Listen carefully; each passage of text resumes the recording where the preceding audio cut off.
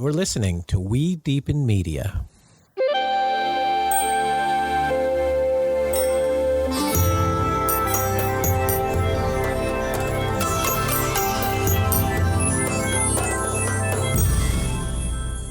Hello, and welcome to another episode of Deepen with Christina. I'm your host, Christina Weber, founder and CEO of We Deepen, Feminine Weapon, and also a certified professional love coach and matchmaker.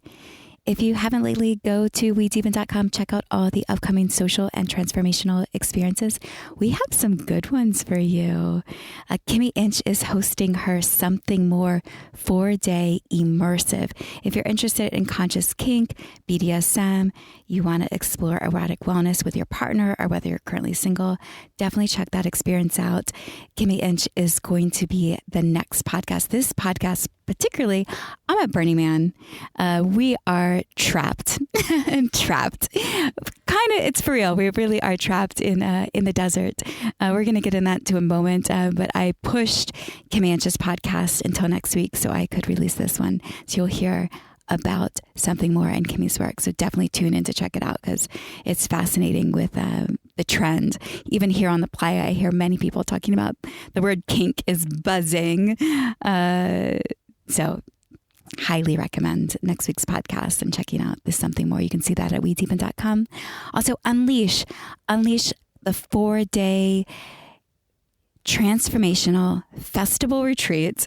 It's happening in Sacramento, November 2nd through the 5th. Yadi Iksa is guiding an experience that will have you break free of anything that is holding you back, any barriers, any piece of yourself that is not fully authentic or questioning, or maybe you need some clarity in your life or something of that sort.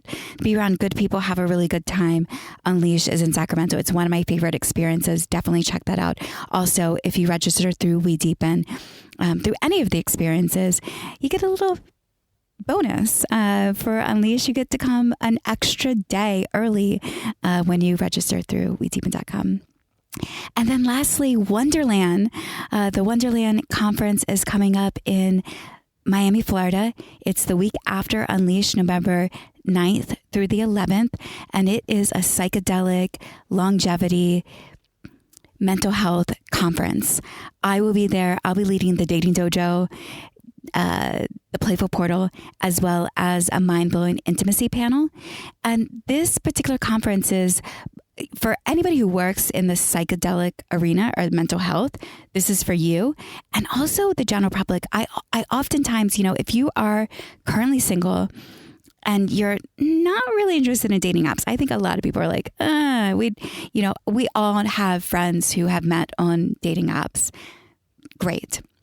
However, that love story of how you initially meet somebody, and it's always really important, if you think of the type of person that you wish to date or to be in relationship with, think about where they would be and go to those places.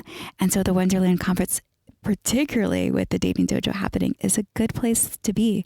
Come, be in the essence of love, of connection, learning. Join me. We'll be launching the Love Club at wedeepen.com. You can see there's a little link in the nav bar and the matchmaking. That is to enter into the database, the matchmaking database, as well as to apply early for the Love Club. If you do enjoy this podcast, please do like, subscribe, follow, rate it, give it 5 stars. It helps more people find it, helps me continue to record it. Also, when you do subscribe to the podcast, you'll be alerted of new episodes as they are released. So as I mentioned, I am here at Burning Man 2023 in a white magic school bus with a friend of mine who is a fascinating human being, Natalie Nava Vie. And she is a performer. She is a singer, songwriter, a doctor of Chinese medicine, serves acupuncture, is a herbalist, as well as a world champion fencer. Wild she is. And also too, of us spending this intimate time together for the past week, I have seen she is a genius at connecting with other people and an encyclopedia of wisdom. Like anything that she is passionate about, she has dove deep to research and study it and can actually teach that information. So her and I are in the school bus. We're planning to leave Burning Man. I think she was planning to leave yesterday. I was planning to leave today, tomorrow, and we are just stuck with, if we're surrendered to the moment. If you've looked at the news or heard the news, a lot of people are CNN and CNBC, all the news stations are like, tens of thousands of people are stuck in the desert with limited food and resources and water. And here's the thing, there are thousands of people here and we are fine. It's challenging. The conditions are definitely challenging, but we're in play and we're in joy. And the great thing about an experience like this, it increases the brain's capacity. When you're in a state of play, so play isn't just about fun. Play is about experimenting. It's about feeling into your emotions and it's observing yourself in these predicaments. Some people compare this to, the apocalypse is happening. And we're all banding together. And I've noticed myself at sometimes of wanting to go into my bus and be warm and knowing that there's people outside probably freezing and feeling this privilege inside of myself. And you should go do that. You should go help them. And, Natalie is so good at that and is walking around and comes back and be like, they're fine. Everyone's okay. Serving tea to everybody. And I wasn't planning to come to Burning Man. The Sunday the festival started, I woke up in my bed in Austin, Texas, and I didn't get out of bed until 10:45 a.m. And by the time I woke up, I was thinking, I'm like, are you depressed? What is going on? Why are you not like jumping out of bed, excited on this Sunday? And in that moment, I realized like I needed to be in connection with people that I love and to feel like to rewire my brain and to shake things up. And it was the day, Burning Man was starting. So I reached out to my friend Rahul. He was like, let's go. He was still in Austin, booked a flight. Still didn't have a place to stay. I just, in a 24-hour period of time, organized it and was on a plane. Actually, I was on a plane, in less than 24 hours to Sacramento, and then rented a car from Sacramento, drove in, and then Natalie had posted in a WhatsApp group where people exchanged tickets, were buying and selling tickets. And she posted she needed a vehicle pass. And I saw her message and I was like, yay, Natalie. Hi, love. I'll keep an eye out for your vehicle pass. And also I'm looking for a spot in RV because when I do Burning Man, I always admire the people in tents, and I'm like, no, I'm in my 40s. I need an RV. And she reached out and said, I have a school bus, and the people who were in her school bus had literally just dropped out. That hour. 45 minutes before. Hello, everyone. Live from Burning Man 2023. Also, AKA Burning Mud 2023. But yeah, it was crazy. Hello, everyone. First of all, I just want to say me and Christina were on day 5 or 6 of Burning Man, and we've merged. We literally had the same outfit on, same pants, similar tops, similar sweaters today. So by Universe. Shout out to Jeffrey. But yeah, we're at the point where we're merging now. We've been spending a lot of time together. It's been so fun. I don't know when we sleep where my arm ends and Christina's leg begins. Playa besties. Yeah, it's amazing. But it's crazy. Like, this is part of what Burning Man is, we're reading and narrating these articles that are coming out by the Associated Press, NBC, amongst groups of people here at Burning Man, and we're reading them out loud and laughing because it sounds like so horrible when we're really just, we're actually like, we're really coming together, and it's a lot about like unifying. And, Burning Man is about self-sustainability and being prepared for all the elements and all situations. But we're just having so much fun. But anyways, Burning Man literally is meant to burn the man. It's meant to burn the outside. It's meant to burn your expectations. It's meant to burn anything that doesn't serve you. It has this Kali Ma energy, and things are meant to burn away. Anything that doesn't serve you burns away. And so I had plans to come here with a group of people. I can actually see them from my window, which now we're pretty good friends. They ended up being our neighbors, but I had a whole group of people that I was going to come here with. And they ended up changing plans last minute, wanting to come into the burn a little bit earlier. They rented a car. They didn't want to come up on the school bus with me.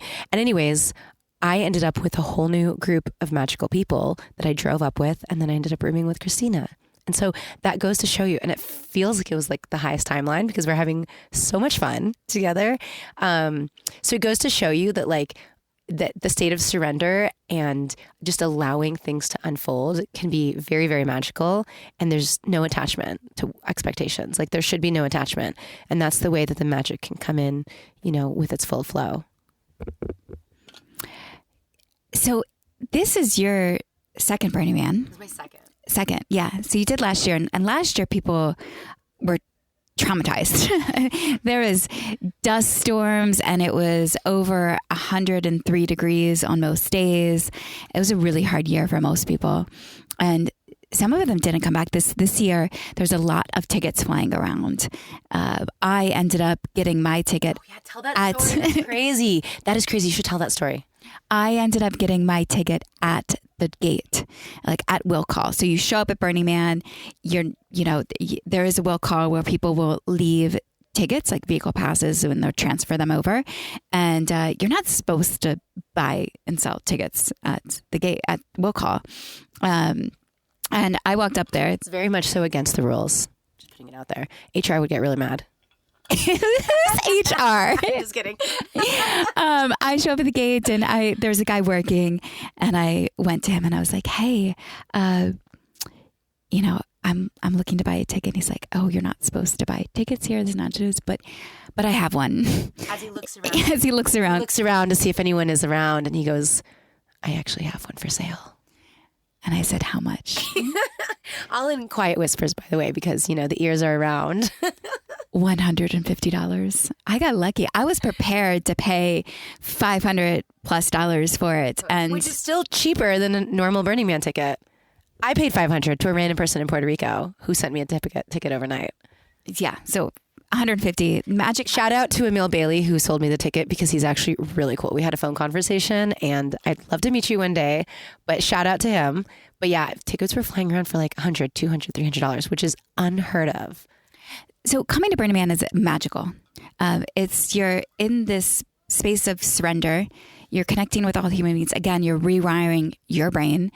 I came, for those reasons, to really be in my own sovereignty and come back further into my own vortex. If you listened a couple episodes ago, you'll hear how I went through a transition within a relationship, and that's a human that I have had no contact with since that day. Actually, I recorded the podcast on that day, and so this experience for me was of letting go, of really being in like trusting, like coming back to my deep faith and my trust in my own sovereignty, and knowing like what I want out of life, and like realizing that I don't have to, I love that Natalie and I talked a little about being devotional. And I'm going to ask you to share your story around that, of being an athlete and competing in the Olympics. And this idea of there's discipline, you can be disciplined and you can be devotional. And I would love a relationship where I am devotional to another human being, they're devotional to me, and we are both devotional to God together. And our relationship serves a higher purpose. And I wasn't feeling met in my previous connection around that. And rather than stay and feel as though I was kind of giving up on what I really wanted, knowing that, first off, relationships do take time to build. I'm not really, here on the playa, there's a lot of people looking for their soulmates. It's so adorable and so cute. But let's face it, you don't know who your soulmate is until the end of your life. Or throughout your lifetime, you'll meet many soulmates and have many soulmate experiences. But these labels, when we attach ourselves to them so quickly, sometimes we end up staying in relationships for longer than is necessary, than our soul needs, because we're here to grow, and being with a person in a solid, healthy relationship is through ownership. It's through a gift. It's through, you generally everything in life worth having requires some type of challenge to go through to achieve it. And I will say that love is an achievement. It's like the type of love that a lot of us are craving in our hearts and know is possible is an achievement this lifetime, because it's not something that everybody will have. And that's why we keep coming back over and over. And this is my belief. You can test it out. You can see what you want. Some people might be listening and be like, that's not what I believe. Cool. I don't own the truth. So although we are listening to your love and relationship podcast. So I think we do kind of subscribe to a lot of your ideas, Christina. If you're listening, you're probably on the boat. I'm on the boat with you. I love you. I'm paddling hard on the other side. So in that being devotional, it's also realizing when to end things that are just not to that. It's being devotional to your dreams, to your desires, to your intentions, and believing so much that it's so possible that you're not willing to accept anything less than that. And also in time unfolding, realizing that sometimes like spaciousness gives room for other things to be birthed. So we were talking about and there's the gene key, I believe it's gene key 29, that moves from half-heartedness through to commitment, through to devotion. So half-heartedness. I totally relate to that, for sure. Half-heartedness is the shadow. The gift is commitment, and devotion is the siddhi. If you're not familiar with the gene keys, it's Richard Rudd. There are 64 gene keys. I don't know. 64 gene keys. And you can go to genekey.com and even type in your birth date, birth informations, and you'll get a chart that's more prone to who you are and how the gene keys relate to you. But that one I've been studying deeply, and being in this experience, it's, for me, my burning intention is being in my own devotional. It's raining again. Oh my gosh, it's raining. It's raining again. I knew this would happen. There was like 20 minutes of a reprieve from the rain. I love it. There's something inside of me that's like, when there's like somewhat of a disaster situation, I'm like, all right, let's go. Let's heal the people. Let's get tea out there. This is my third national disaster. What are your other two? Hurricane Sandy, which you were living in New York City also, but somehow you were not there. You intuitive witch. I was in New Orleans during Hurricane Sandy. How ironic. Yeah, that is pretty ironic. And then the second one was COVID. And both times I felt really activated. Like, I don't know, maybe this is in my gene key. There's something inside of me that when like structures fall, something awakens inside of me, and it's like, all right, it's go time. So anyways, this is my third national disaster. And I say national disaster because Burning Man 2023 has been declared a national disaster. What has this Burning Man done for you thus far, personally? I'm having a great time, Christina. I'm with you. Like, how can it go wrong? No, I won't say that. When you ask that question, it's, the universe is like, No, I'm having a great time. What I have noticed, all right, so having lived in my 37 years, having lived through now 3 national disasters, I've noticed that there is nothing like structures around you falling down to bring people together. And I know that the strength of human beings, the strength of Homo sapiens sapiens, is in their unity. We're not the fastest runners. We don't have like these big claws and teeth. We're a primate species that we're not like the strongest primate species, but we are really good at working together. And I think that a lot of the ways that things are built in our society, in our world, in our cities, in our communities, they're structures that are designed for individualism. And when these structures start falling, we go back to what's innate in us, which is to come together, to unify. So through these rains has been my favorite time. We did a naked walk yesterday. Never in my life did I think I would be the one person naked on the playa or like in a festival. You know how in festivals you see like a random naked person walking around and you're like, wow, you're cool. I don't think I would do that. I was naked yesterday and I had so much fun. Christina was on my media team. I didn't get fully naked. I was a prudist. Well, we did pass a sign that said social TITS and you flashed the camera. I did. So she had moments. She had her moments. But we had so much fun. It was like a group of 15 of us from our camp. We went out walking naked. We collected other people along the way. It was probably mostly women or half and half. Everyone was so rad. I felt so close to everyone. And we just had an adventure out in the playa completely naked. I never in my life thought that I would do that, but it just felt so right in the moment to do it. And I got so close to everybody. When I woke up this morning and had breakfast, I was saying hi to all the people that were like the other naked walkers. I'm like, wow, you look so different with your outfit. It was like a blast. And so, and then, also what I see is people helping each other. My friend Sam has an RV and he has like someone that got rained out in their tent, sleeping in there. Other people are offering, supplies to others, blankets to people. And so I think that this is what is innate in us as humans is sharing, is being unified, is, you in these disaster situations, you lose your sense of individualism and it's more about collectivism. And that is actually what I've noticed is these are the groups of people that survive in harsh situations are people that are, have that community mindedness. Even if it means that you have less things per person, you actually are the chances of survival. And there are studies on this, the chances of survival increases. And so there's nothing like a disaster or near disaster situation to bring groups of people together. And I think with the mentality that we have at Burning Man is we're told to be self-sufficient. We're told to come with more than enough water. We're told to, it's really an experiment out in the desert. And the mentality that people have, I feel like many of us are pretty well prepared. And those of us that are not well prepared, well, we got you. You know what I mean? I have blankets. I brought like 30 gallons of water. Like, come to my bus. I got you. So in connecting with other people, it's always a risk too. Like there's a risk to love. There's a risk to coming together. And I think that the reward is much greater than the risk. And I bring that up because of oftentimes, we've gathered into this RV. Or we're not an RV. We're in a Magic School Bus. We've gathered in the Magic School Bus with groups of people, and we've played Truth or Dare. Christina taught us how to play Truth or Dare. We were all resistant. There was a group of like maybe 7 or 8 of us, and you got us to play, and it was actually so much fun. It was like an authentic relating game. I've never trust me, my high school friends did not know how to play Truth or Dare. Truth or Dare is authentic relating. Yes, it's so much fun. It's my favorite game. I am a professional Truth or Darer.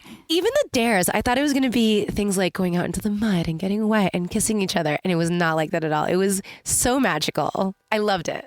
Yeah, the dare. I got a dare where I had to, I'd go around the space and touch each person on their head and say the first word that came to mind. And that was a fun dare. It doesn't need, I made the declaration that I will not leave the bus for my dare. But we got so deep also with our truths. And I think that, there was a sense of safety with all of us here that people got really vulnerable. And there were some things that were shared in the truth that people had never told anybody else. And that in this group, it was really a healing space. It was really beautiful to play Truth or Dare. I've never played a Truth or Dare like that. And I hope I do many more. And that was the risk. And so you would hear people. And when I say of the risk to love, it's that you shared that you feel as though you have an avoidant attachment style. Totally. And there was someone else in the bus who she shared that too, that she is great at first connections, but as it starts to deepen, after it goes 3, 4, 5 days, ooh, that gets too close. And because as we continue to reveal who we are, we're showing each other in this idea of being rejected, or disconnected, becomes stronger. It becomes a greater risk each day because I could be banished from the group. And these experiences when you're in, it's a practice. It's we get to practice connecting with other people. We get to practice socializing. So anyone, during COVID or the pandemic, there was a lot of people who were by themselves and they lacked this practice of connecting with other human beings. And here, when you come to an environment like Burning Man, you actually need other people. I heard people yelling out of their vehicles the other day, like, I have no warm clothes. My socks are all wet. Does anybody have warm socks for me? I went to the porta potties earlier today and, I didn't have anything to wipe myself with. And I saw a woman walk out of the bathroom with a roll of toilet paper. And I asked, can I use some toilet paper? So through this experience, we're looking after each other. And here we're at a camp called Reverbia. And I am adopted to the camp, I'll say, or a refugee to the camp. And because I happily a refugee. And there is a little piece of me that's, shameful of like, oh my gosh, I didn't pay dues to be here, and I shouldn't be part of the picture today. And they all pulled me in, and they're like, come, just be a part of it, take the picture with us. Yeah. And the hesitancy and to be in the space where you actually have the time to like watch your thoughts and to acknowledge them. And, you don't have a cell phone. You can't scroll through social media here. There's a lot of presence. There's a lot of presence here. People are very present. You can't do anything else. There's no other choice. But, the things you're speaking to, Christina, those are part of the Burning Man values. It took me years to come to Burning Man because I got my BFA in sculpture, and I remember people preparing for Burning Man, like building all these sculptures for Burning Man. I'm like, wow, that sounds terrible. Like Burning Man, I grew up in Arizona. It's like really hot. Like, why would I want to go to a burning thing? And I finally, when I got here, I understood what it was. But there are 10 values. Inclusivity is one of them, which is it's an innate human value that really should be fostered, within, children so that they grow up to be inclusive. And it isn't always fostered. Decommodification is important, and the gifting culture. This is a gifting economy. You don't buy and sell things on the playa. You don't trade things. You gift them. And so I think that those values are really important, and it's a giant experiment. It's like, how can we build and rebuild a city, and how can the city die and then be reborn every single year? Because that's what happens. The city dies and then it's reborn every year, and things change. But we have these like values that we stick to. And I see it here. I see it, and I see the way that it's transforming people, and how even outside of the playa, people carry those values. Like there is this decommodified, Venice Beach Biennale. They have this film show. This what do you call it? A film screening. It's a film biennale, and it happens every year, and it's a decommodified film show. So what does that mean? It means that there are no tickets that are bought and sold. It means there's no marketing campaign. It's all word of mouth. And when you show up, and everyone comes in and participates. It's not like there's a group of people, that are putting it on. Everyone else is spectating. That's another value. No spectators. Everyone is participation is required from everybody. So we all put it on together, And so there are so many beautiful things that have come from Burning Man, and so many values that I think in particular American culture really lacks and needs.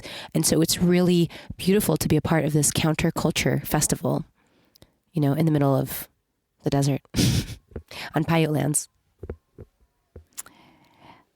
You were telling me that last year you came in a relationship or a situation. Definitely a situation. And it ended. And you had a really hard burn last year.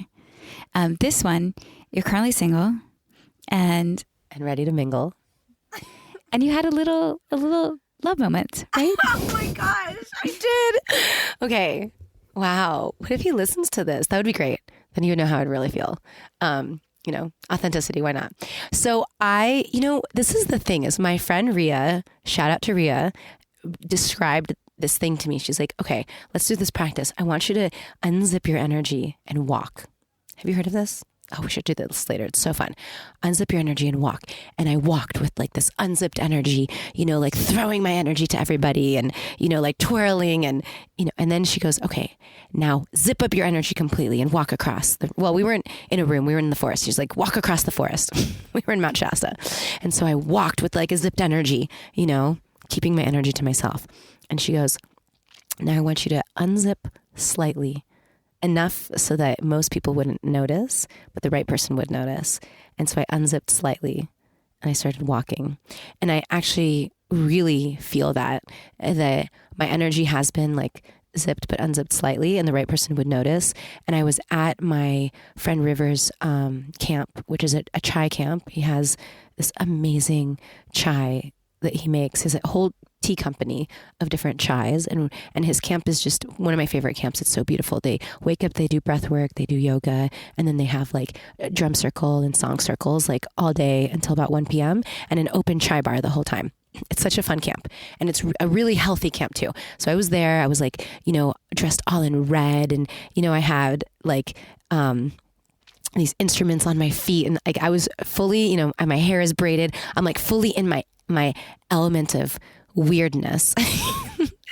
And at the chai bar, I noticed this being walk in, and for some reason my energy was like, I like went completely to this radiant being that walked in, and I just had a feeling about this person. And my friend Vicky, who was also on the US team with me fencing, we were roommates in Paris. We moved to New York City at the same time to train with the US women's épée team. She goes, "Go talk to him." And I'm like, can you talk? Like, just you make the introduction. She goes, "No, go talk to him." So I went over and I said, "So you got the masala chai?" And we just, that opened up the conversation, and we talked for like an hour. And then I told him where my camp was, and we parted ways. Oh, and we had plans to meet that night at 10 p.m. Should I tell the rest of the story? And, we had plans to meet that night at 10 p.m. We got completely rained out.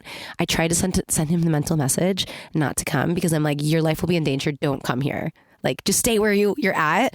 Obviously, I really wanted to see him. Like, how much fun is it to like get rained out or hurricaned out with someone? But like in this case, I'm like, no, I think it's dangerous. Like, don't try. I my heart had this feeling that he was gonna like try to come see me, and then I thought, we'll just reconnect on social media. I have his info. I wrote it in my phone, and then the next day he shows up at my bus. He somehow came to my camp. It's a 300-person camp. He found my bus, and I hear Christina goes, "Natalie, you have a special visitor." I was like so stoked. Like, he came all the way across the muddy playa to come and see me. And then we hung out for like a whole day. Well, a whole evening playing truth or dare and all this fun stuff and getting to know each other. And then we like held hands at one point. It was really cute.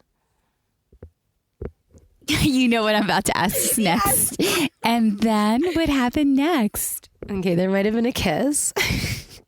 Normally I'm like not open. I come to a lot of festivals, and I run a women's school. I oftentimes host the Red Tent. So normally I'm not open to like kissing. I'm open to like intimate connection in the sense of like, eye gazing and like spending time with people, authentically, but I'm not normally like open. Like, my energy is slightly unzipped, and so I'm not normally open to, anyways, we had a kiss on the lips, and it was great.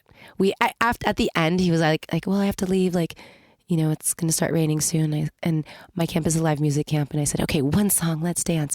And we danced. And as we were dancing, our heads were close. And I'm like, do I? And this other voice in me, I was about to say no, because like that's my usual. And this voice inside of me is like, you know what? I think it's okay. If he tries to kiss you, like, go for it. And he kissed me. And it was amazing. It was really fun. We also had a night at Mystic Manor. Oh, not Mystic Manor. Oh, the Mystic Party. Camp Mystic.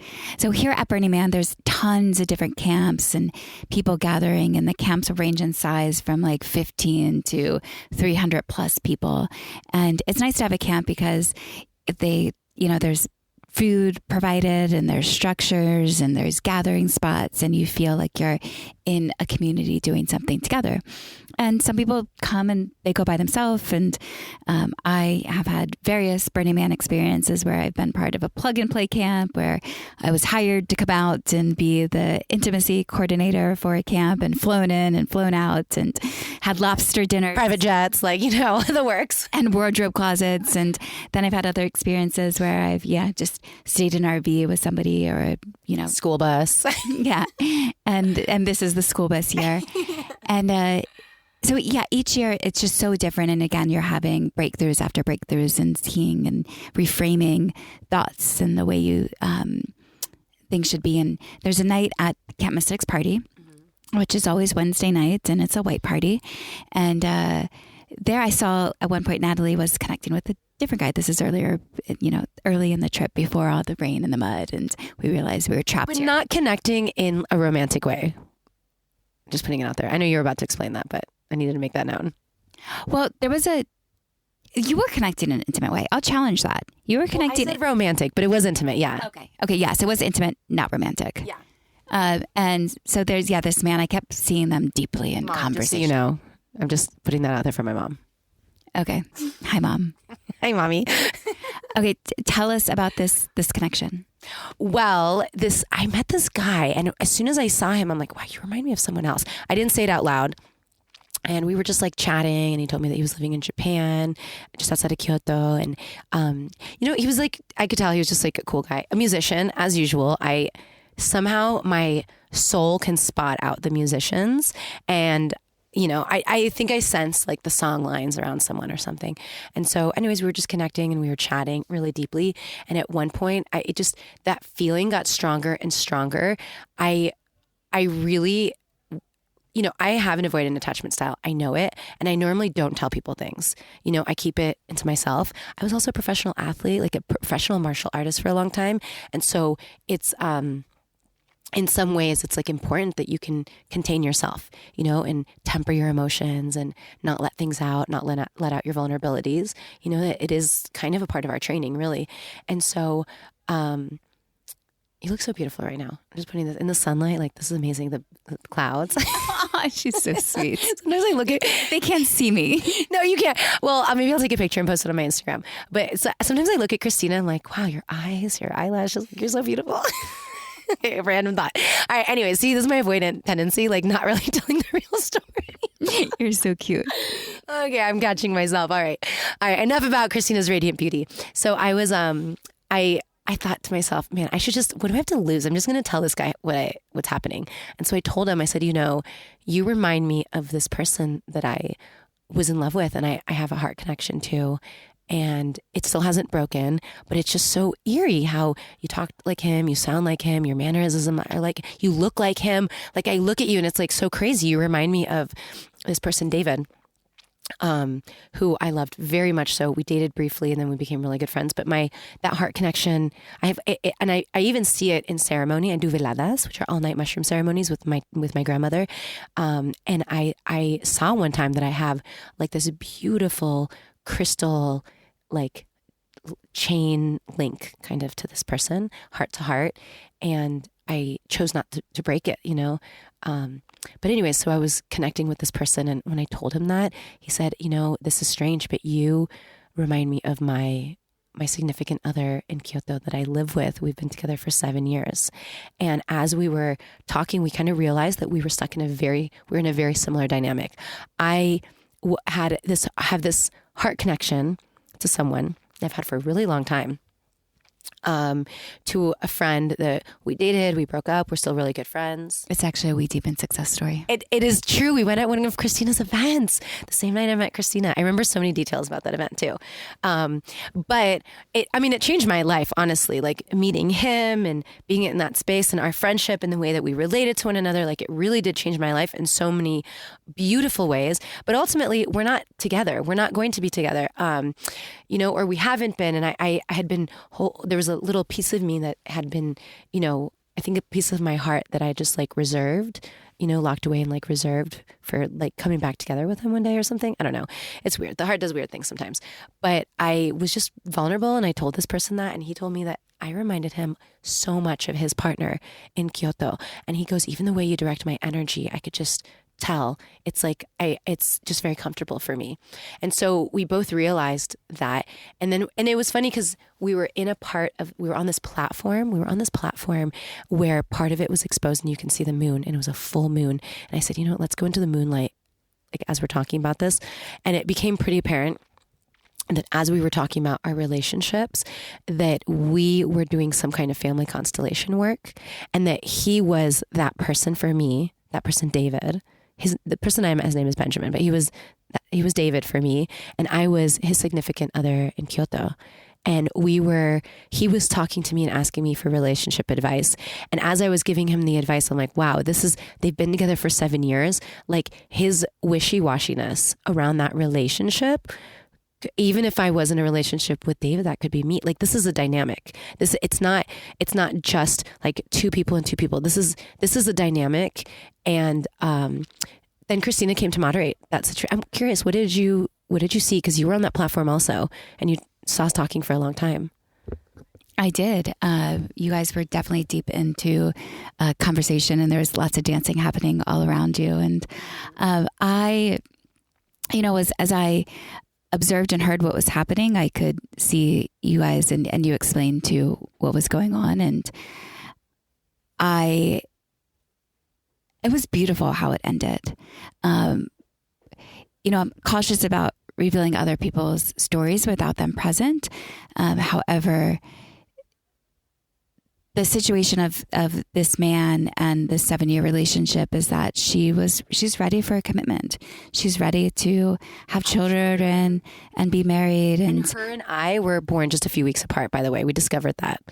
We were born a few weeks apart, and my David is 4 years younger than me, and it was the same age difference. Like, he was born, I think 3 or 4 months apart from David. So it was like the same age gap. I'm like 3 or 4 years. It's like not that much, but it was just really interesting that I was born just like 2 or 3 weeks away from his partner. And he was born just a few months away from, my person. So in the conversation of what I could tell from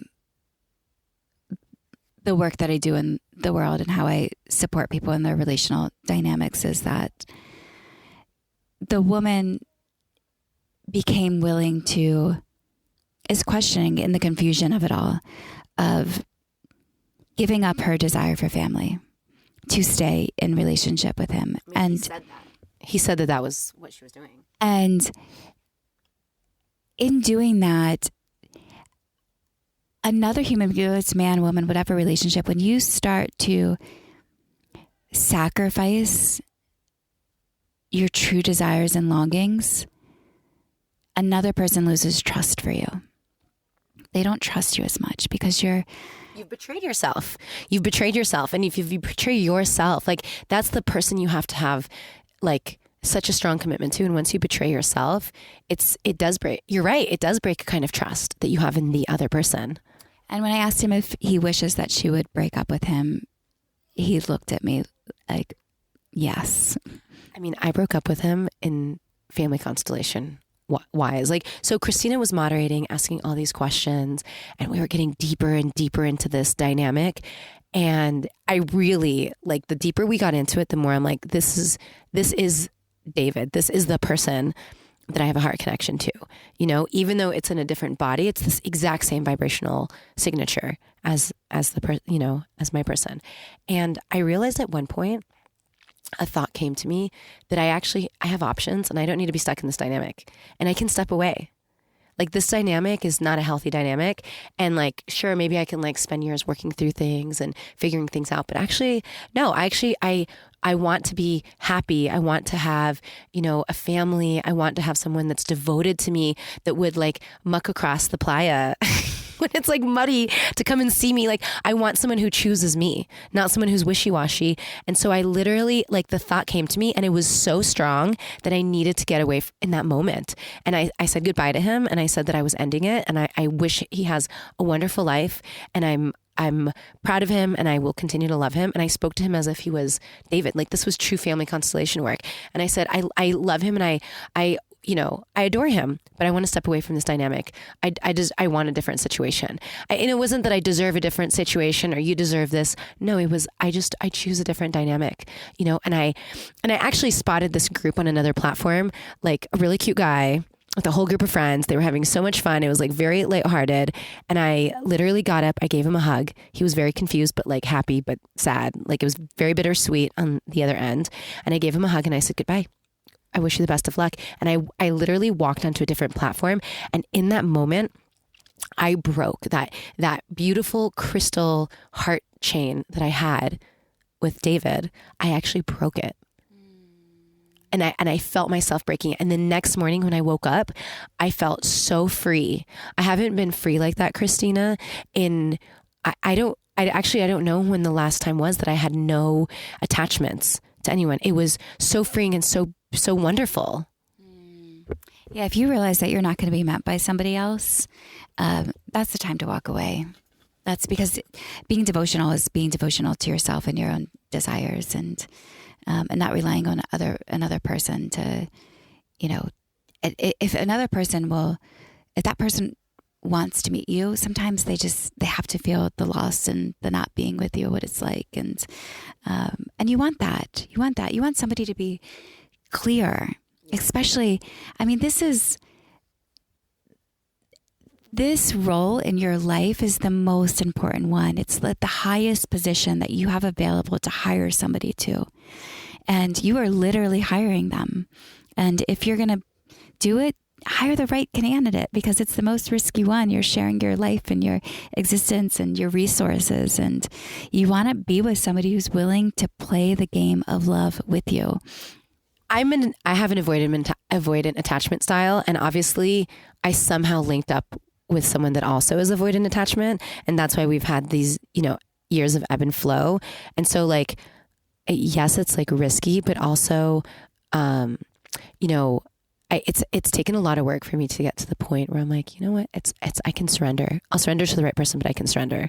But I just want to put that out there, that if anyone else is also avoidant and they're like, yes, hire the right candidate. Yes. And also, have your sense of discernment high so that when you meet the right person, you are ready to open up, because I feel like I'm at that point. I feel like my discernment is like really high, and I can see right away if something is, if someone is like not the right candidate. I love that you use that word. I can see it right away, which means like 99.999% of the population is a no. But I also feel like when the right person comes, like if they're also have like a healthy attachment style and are open to growing and listening and working through things, then I'm also ready to surrender in that way. And the right person too is not necessarily revealed in the moment that you meet them. You can see that there's a special connection that you have with somebody, or a significant connection, and you get to discover what that connection actually is about. You don't know in the first instant. They could be somebody that you're supposed to work with, or you could be best friends with, or there's a karmic connection, that's something you're supposed to learn within that. And so to create a story about what this person is right away will short circuit what is actually even possible. So you can see that somebody's significant because yes, it's rare. These connections are rare when they come to you. So then use it as a practice. Love is a practice. And so being in that space of like practicing connection with somebody else, and no attachment to outcome, growth comes first. No attachment to outcome. That's so important. The truth awaits eyes that are unclouded by longing.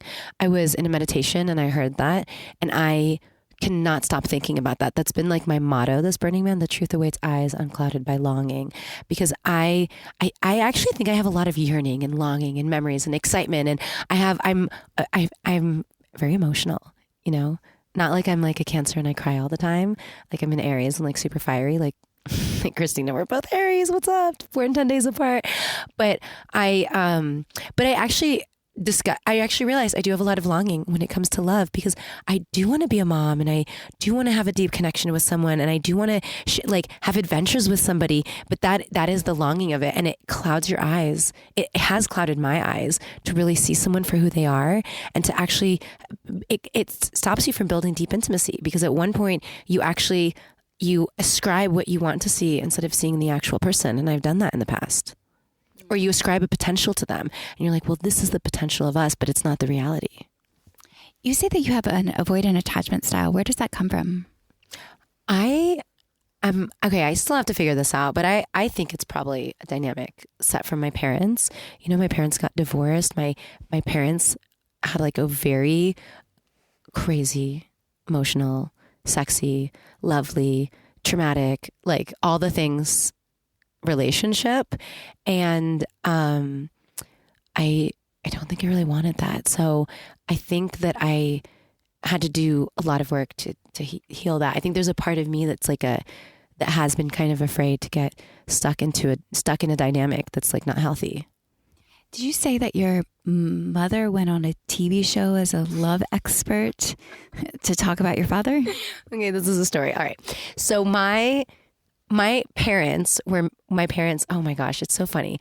My mom met my dad in Argentina. My parents are both from Argentina. I'm South American. Hola, mis hermanos sudamericanos. What's up? And they met in a restaurant called Los Años Locos, the Crazy Years.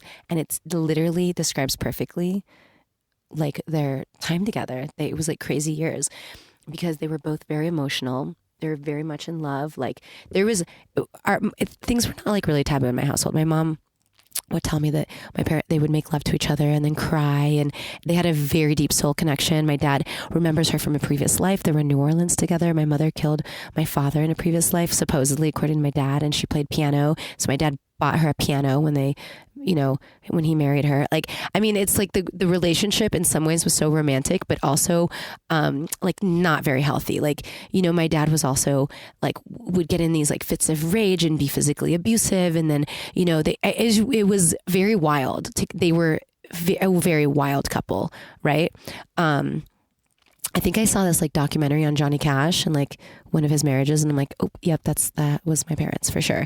But anyways, at one point, my dad cheated on my mom with her best friend, and my dad's a doctor. He's a pediatrician, and my mom and my dad were running the pediatric office, and it was while my mom was pregnant with my sister, her fourth baby, and she was not spending a lot of time in the office. And so my mom, typical of my parents, like if you met my parents, like they're so fun, both of them, but so wild. Like my mom wants to come to Burning Man next year, by the way. Yeah, they're so smart, so intelligent, so fun, so wild. Like I just like don't have enough words to describe them. They're they were just such a crazy couple together. The alchemy was wild. And my mom, when I found out that my dad was cheating on my mom because I saw him kissing like his mistress, my mom's best friend, who I never liked, by the way. My childhood intuition about her when I was like 8 was like, I do not like this woman. And I told my mom. And so anyways, she was also from Argentina. And my mom ended up writing to the Christina show. Hello, Christina. Christina is the biggest talk show host on Univision. Like her show it is like the Oprah show. I don't think she has a show anymore. But 20 years ago, her show was like the Oprah show. It was huge. So my mom wrote into her, and Christina responded because my mom has like this crazy good luck with things. Things just like manifest really quickly with her.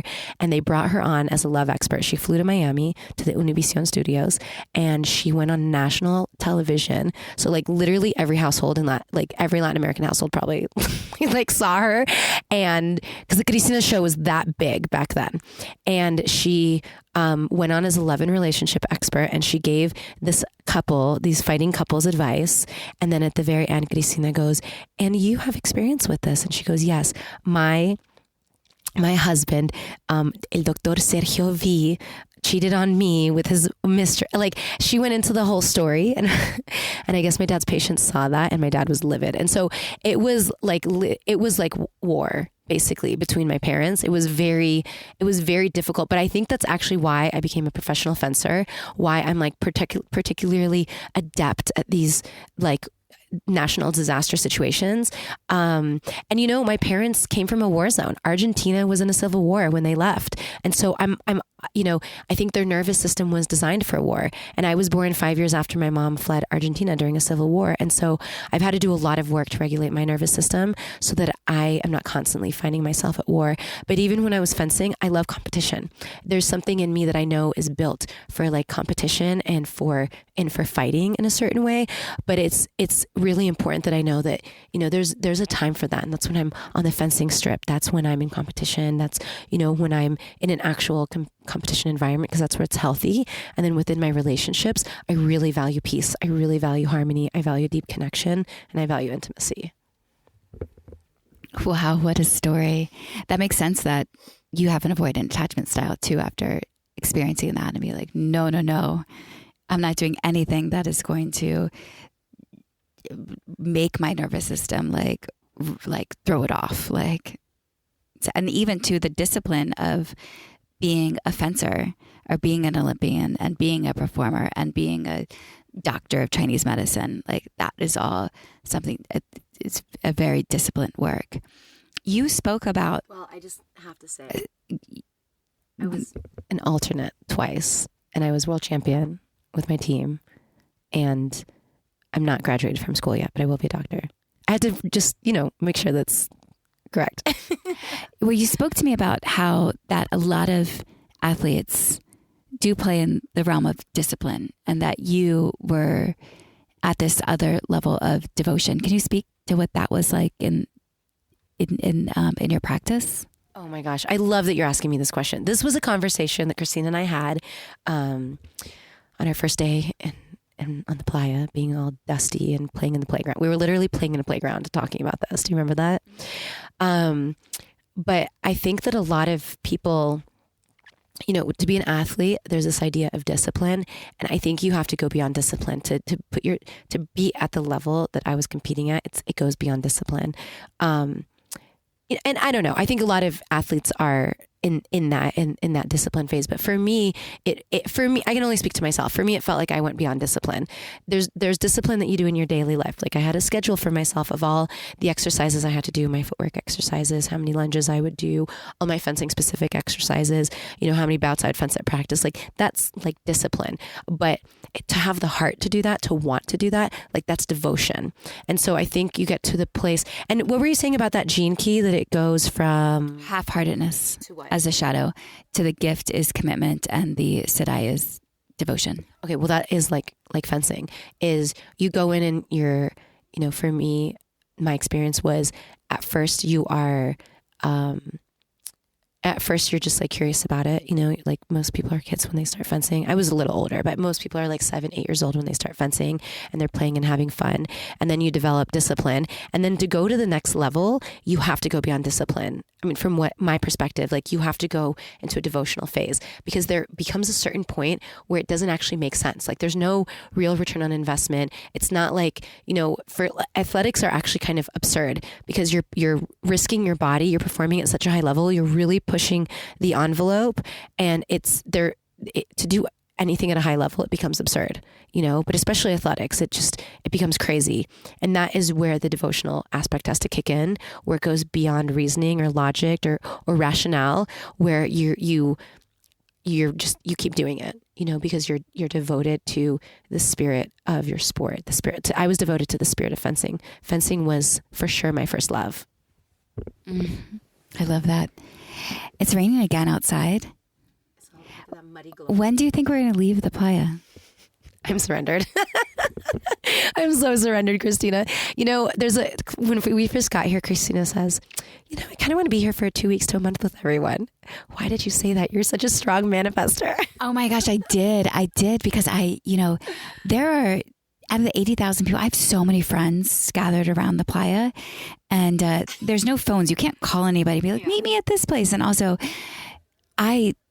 one of the things that I dislike doing on the playa is like making plans, because totally, yes, things just have to be in flow. Yeah, meet me here at this time, and then you're in this other group, and that's way across the playa, and it's too much. I do love sharing where I'm at, and then people will show up, and that's wonderful, and maybe people can come to me. That's like what happened yesterday. We literally just like hosted people nonstop for hours. It was so fun. And they would come by. But for me personally too, on this trip, I have realized I've had two romantic connections. And one was somebody who I had known before entering the playa and was curious about, and another person that I met here. And I've also realized for me that I do want to be like, this sovereignty, this being like, maybe sovereignty, because you can be sovereign in a relationship too. So, but I feel like for the next month or so, I just want to be in my own essence and my own vortex and not commit to anything. So both these men on the playa, I'm like, very aloof, very aloof. I did have 2 kisses, and they were both super sweet, but very aloof. Very innocent and very sweet. I was there for both of them. You were there for both of them? Yes. And both of them are good men. Maybe, I don't know. Maybe They both seem like lovely human beings. yeah, maybe one of them I'll end up with. I don't know. But for right now, I just coming back into my own vortex and provide spaciousness for my own self and my heart to be in this traditional state, and also focus on, I can't wait to start writing the book when I get out. And this was partly of like, Yes, you've already started. She would wake up at night and be like, okay, I need to tell you these things. I did. I have a little journal. And I'm reading her book, Remember, and it's No, Be Here Now. Be Here Now. It says Remember, but it's Be Here Now. Be Here Now by Ram Dass. Yes. Such So good. My teacher, I love him so much. Ram Dass, if you're out there listening in some way from the heavens, I love you so much. yeah, such a good book. And I've been reading that and writing notes and just feeling into myself and feeling into playa. And I've been getting more excited to go back now into the real world. Like, I think too, the wanting to be here for 2 weeks to 1 month was just wanting to like be in the connection and the friends and everything. And now realizing like, oh, I've got what I need. I can go back, and I'm fine to be here for longer, but I can go back. You know what? I feel similar. I was going to leave last night, but then the closer it got to last night, I'm like, I don't know. I'm like really having a good time. Maybe I should stay for a day or two longer. And here I am. I'm still here. I'm having a lot of fun though. Honestly, this has been my favorite. This is my second burn. I've had like literally such a blast. This bracelet that somebody gave me as I was ending, it says, enthusiasm moves the world. And it's so true. So I got to come back here to find my state of enthusiasm and to bring it back. And it wasn't being channeled by somebody else, because there was an earlier question on the playa where somebody was like, when's the last time you were in wonder? And it had to do with the connection that I was in. I answered, I was like, oh, I was in wonder, and my connection with him, and coming back into my own wonder and finding wonder as my own self or in my own moments. And Was that your intention to come here? Because I think that Burning Man works so well because it's not a festival, like people say. It is a ceremony. And so is that, Christina, what your intention was coming out here? Yeah, my intention was self-focus, like liberation, to unattach, to uncord, to to release any ideas of what things are supposed to look like relationally for me, and to any fantasies that I had, to unhook from those fantasies. And because, a lot of the connection that I transitioned out of, like, it was beautiful. It was a really hard thing to end. It's hard to end something that is like fun and lovely. And people can ask like, well, why did you end it?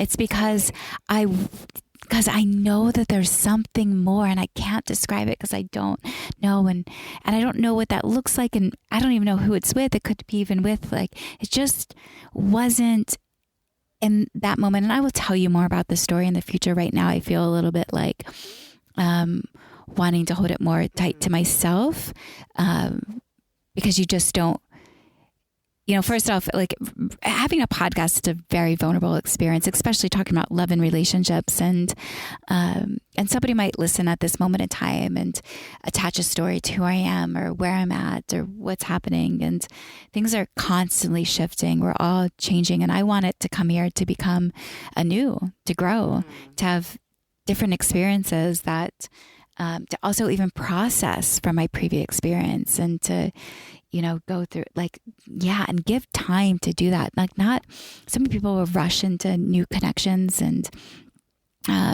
even too of like, I God bless people who do poly for real, because I don't know how you do it. Like, it feels so complicated. Like, my nervous system needs to be like, it doesn't have the time. If I was trying to process through multiple connections all at once, like, what a clusterfuck, especially because of my work is important in the world, and what I'm serving and what I'm role modeling is important. And I just don't have the capacity to navigate all of that at once. It would be a jungle fuck of things. Another thing, there's another gene key Richard Wood has, is it's a gene key that moves from complexity into simplicity, and simplicity is I love that. Yes. Simplicity is the highest. And they often say that, like, a lot of human beings will complicate their life with and make it so complex within the first 40 years of living. And then they spend the next 40 years of life trying to uncomplicate all the complications. I mean, that's even divorce. Like divorce is so complicated. And starting multiple business, so like it's just, we're unpacking, having multiple relationships, complications.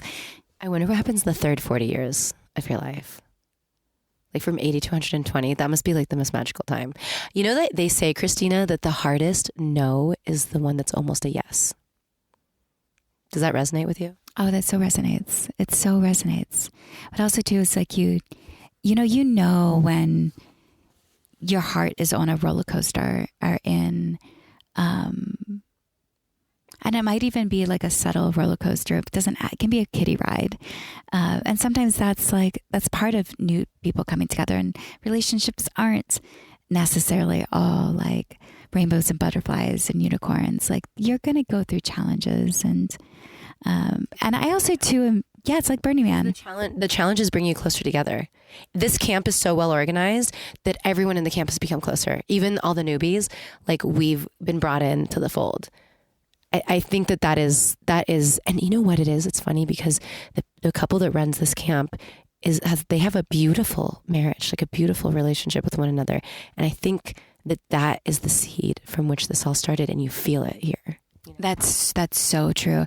You said that you have a lot to say about polyamory. Oh my God. Playa specific. One thing I will say is, I wrote down in my notes the other night that poly is a safe word. Totally. I mean, the experience that happened yesterday. Should I share that? I wasn't going to share that, but share it. Yeah. I mean, I won't say names though, right? Okay, because we're all camped together at Reverbia, so that might be weird. But I will say there was a poly situation that came up yesterday before Davey, the person who I have my love connection with right now, trekked across the mud. I went on a big naked walk with everybody, which was so fun. And there was one person in the naked walk that had these this very strong, like had these beautiful braids, like looked like a Viking, this like thick beard, and was from BC. And we were like connecting and talking. I'm like, wow, he's actually like smart and cool and stuff like that. And I noticed that he was like putting his hand on my shoulder sometimes in a very like respectful way. We were both naked, so you have to like keep that in mind. Like to create a safe space, it's like, a space is required if you don't know the person. And so, but he was being very, very respectful. And, but there was definitely like a connection, and we were just like chatting. And at one point he like had his arm around me, and we were like in the temple and like looking at all the, the artwork and, the messages people had for one another. I was in particular, like looking at all the messages from Lahaina and like the fire that just happened there. It's just like, wow. It's just, that is wild. Like sending so many blessings out to Lahaina. I've been there. It's such a beautiful, beautiful community. But yeah, we had like a connection. And then when we got back to camp, he said, let me check out your bus. And I said, sure. And so he goes, okay, well, I'm going to put pants on. He didn't put pants on. He put underwear on, but whatever. He put underwear on, ended up hanging out in the school bus, and then came back with like another girl who he said was his roommate. And I said, oh, that's cool. I find out later, I haven't told you, Christina, I was next to her in the breakfast line. She's really cool. I gave them both acupuncture, by the way, because I had my needles out. I was in that mode where I was giving everyone acupuncture. But I could sense like there was like they weren't just roommates. There was like a closeness between them. Did you feel that too? Oh, I could totally feel the closeness. Yeah. Yeah. I think he touched her boob at one point. Yeah, I saw that too. Like they were definitely in an intimate space. And I don't mean touched her boob, like he had his hand resting on her boob at one point. Like it wasn't like a thing. Like it was like, oh, they're used to touching each other and being near each other. I'm like, well, that's really interesting. Like, energetically, like I got a totally different message. And obviously, like, it's not like I'm interested in like hooking up with anyone or like, it wasn't even like that, but it was just interesting that I received one message and then the next thing came, it was just confusing. Right. And I was just trying to like, I'm like, wow, this is weird. That's a perfect word for it. It's confusing because I get it that people love each other and have deep connections with each other, but there's a confusingness to it of who is that and what are they doing? There's someone that's on our door. Should we answer? Pause it. No, we can't pause a podcast, so we'll have to riddle with it. But we're towards the end of the podcast. Hi, we're recording a podcast. Can you come back in maybe 30? Perfect. Okay. Thanks everybody for that moment of break. We're a very popular school bus. Okay, finish the story. So anyways, we were on the school bus. I gave everyone acupuncture. I sung a song called Fuck Your Burn. It was a great song. And I actually sung that song. I don't know if you noticed, Christina. I sung that song to get that message across, like to just take it out, sacarlo de encima. I don't know how to say that in English, sacarlo de encima, for those of you that get it. I needed to sacarlo de encima. I needed to take it out of me, that it was like, I was confused. This was weird. Fuck your burn. I'm not like interested in that kind of connection. And the next day at the breakfast line, I find out that they just had their 5-year anniversary together, and they live together in British Columbia. And the cottage that he was telling me about is actually his girlfriend's aunt's cottage. It's like not his, it was very weird. Like, I almost feel like we were connecting under some false pretenses, and there was just like a lack of upfrontness. And like, even if they have a poly relationship, like, you're right, poly is a safe word. Like, that did not feel cool at all. Oh, wow. Yeah. So that's the confusingness of it all. I have never had anybody try to convert me into poly like polyamorous men. They're always the ones that are so pro poly. And, the men that I admire most in life are the ones who are devotional to their significant others. Like, they're the safe couples, the couples that I feel I can admire, and they're role modeling love and a healthy dynamic in a relationship. And I know that their partner isn't going to hit on me. Like, I can actually be platonic friends with that human being and platonic friends with her. I want to be respectful. Like, I feel like their relationship is something that I admire, and I want to be supportive of that connection. And the other things kind of create confusion. Keep them together too.